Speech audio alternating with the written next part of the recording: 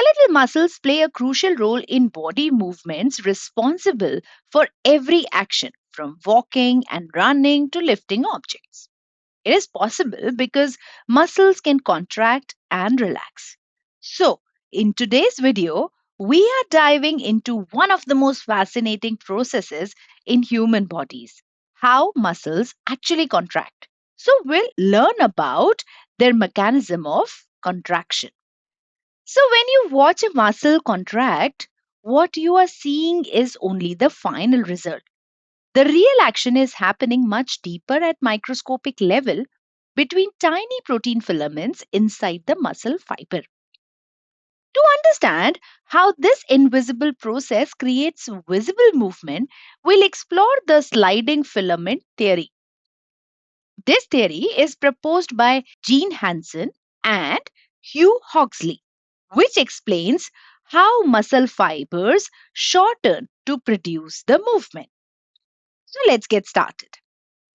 According to this theory, muscle contraction occurs when these thin actin filaments slide past the thick myosin filaments.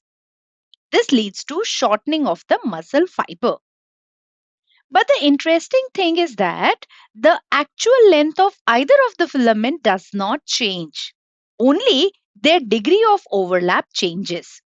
So let's get into this interesting sliding filament theory.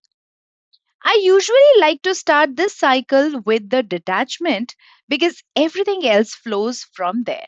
So you can see here the magnified view of contractile protein where myosin head is bound to the actin after the last contraction.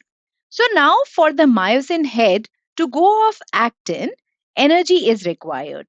This happens only when a fresh ATP molecule attaches to the myosin head. The moment ATP binds, the myosin returns to a relaxed and detached state. Now comes the reset step with the hydrolysis step. Here, the attached ATP is split into ADP and a phosphate molecule. And this breakdown pushes the myosin head into a cogged high energy position ready for action again.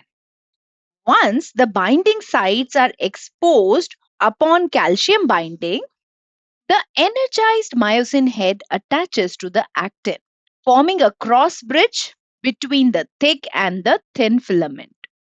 After attachment, the myosin head releases the phosphate first and then ATP. As these molecules leave, the myosin head snaps back to drag the actin filament inward. This movement is what is called as the power stroke. And it's the step that actually shortens the sarcomere. And just like that, we are back at the beginning where another ATP molecule binds, myosin detaches, and the cycle is ready to repeat. This process continues as long as the brain keeps sending the signals. Calcium stays in the sarcoplasm and ATP is available.